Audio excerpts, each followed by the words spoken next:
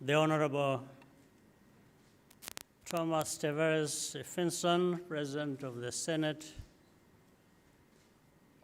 the Honorable Marisa Dorempo Filbert, Speaker of the House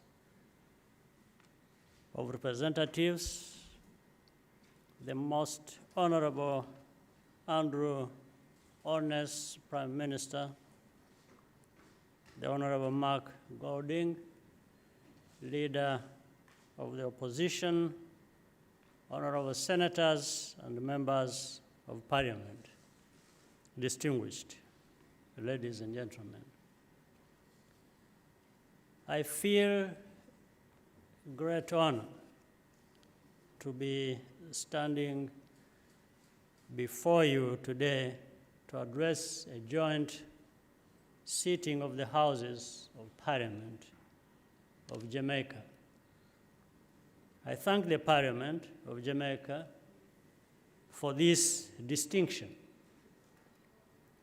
Yesterday, I paid tribute to Marcus Garvey at National Heroes Park.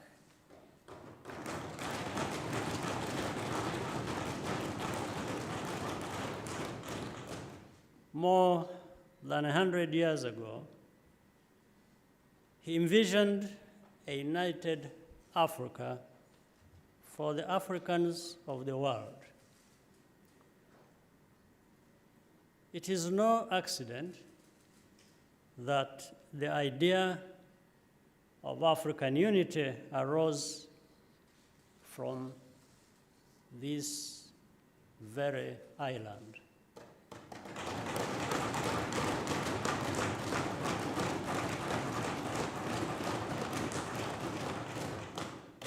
Among the descendants of those who had been forcibly separated from their ancestral homeland, the pain of disunity and contempt was deeply felt.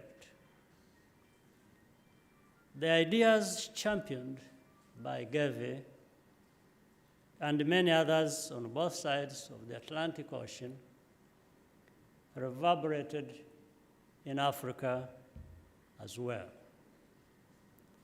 From the struggle for independence to the subsequent challenges of nation building, the Pan-African ideal has served as a guide for how things should be, even if we do not always live up to it in practice.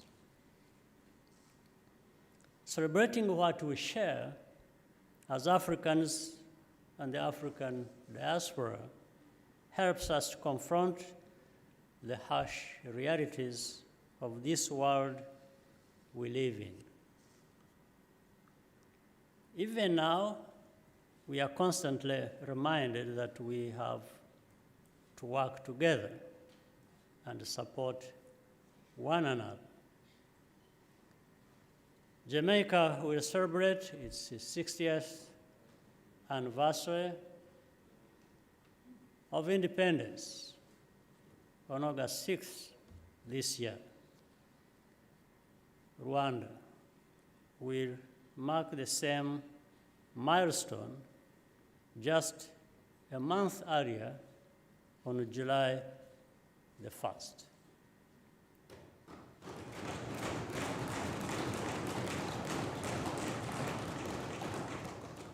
Jamaica has many achievements of which it is rightly proud. On behalf of the government and people of Rwanda, I wish to congratulate you here today. The launch of the Jamaica 60 celebrations last night was a fitting tribute to the enormous progress Jamaica has made. Independence is a date in history but it is also a mindset. The power of an anniversary comes from the opportunity to remind a new generation of the struggles that came before.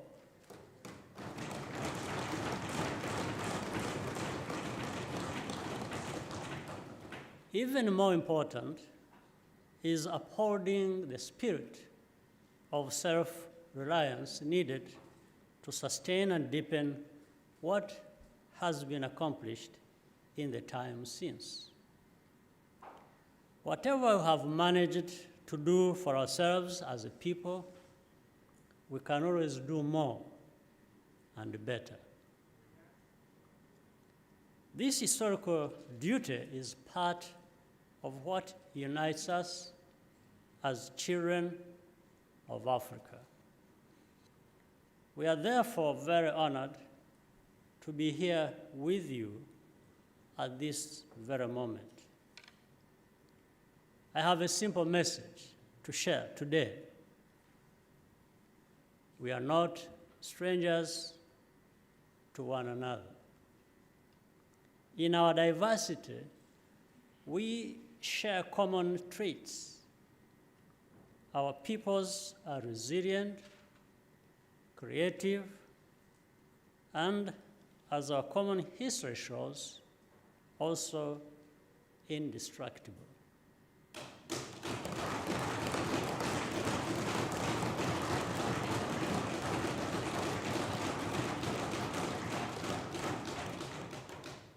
This mutual recognition should have practical, tangible effects.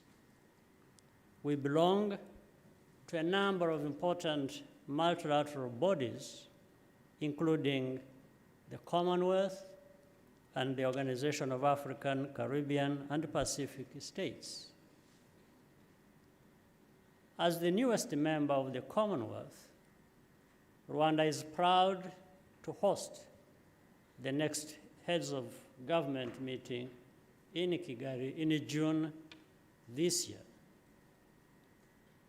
And I can't forget again, as mentioned earlier, to thank Jamaica for supporting Rwanda at the time of meeting.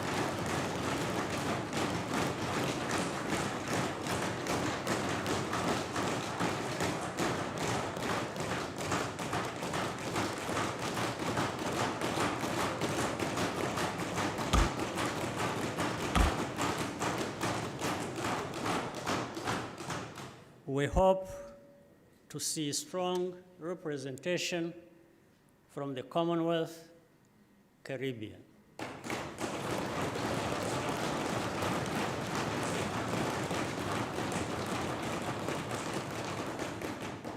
And you will be welcomed home.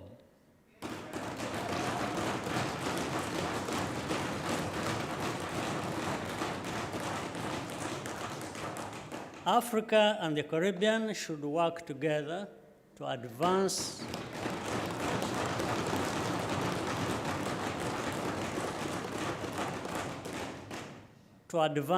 common positions in these bodies where our interests align, as they often do.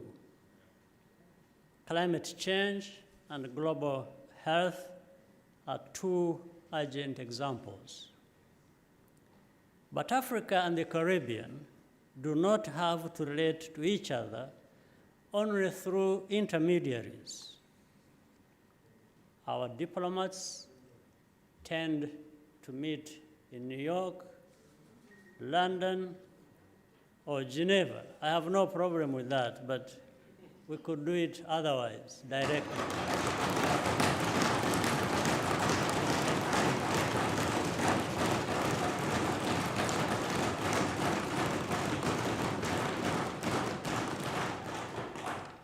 When our young people get to know each other, it is probably at universities, in similar places. We could do a lot more. It is high time for Africa and the Caribbean to work together in a direct and sustainable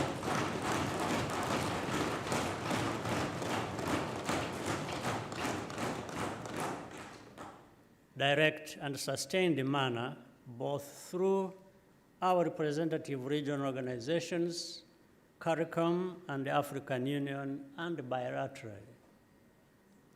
The first Africa CARICOM summit last September was long overdue and must be built upon.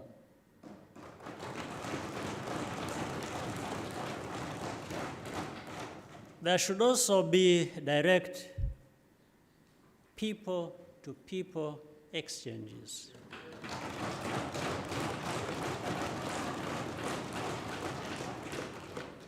Particularly for the youth and entrepreneurs. In Rwanda, we have already had several Jamaican professionals come to our country and make meaningful contributions, some of them as representatives of leading international organizations. This has only made us want to see more people from Jamaica and this region in Rwanda.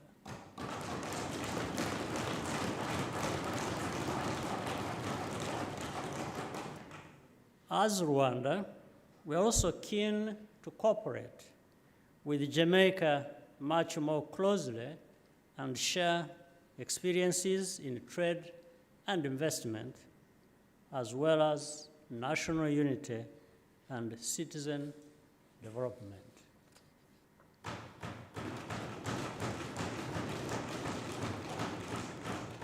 Let's exchange with each other directly and thereby honor the history that joins us and make it a potent force for practical cooperation in the modern world.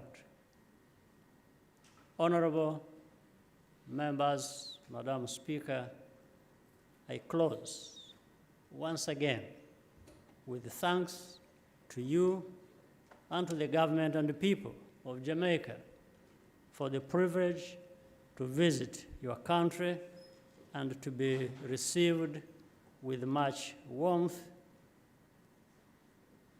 and solidarity. I thank you once again, Prime Minister, Right Honorable, for inviting me to come to this beautiful land. Thank you for your kind attention.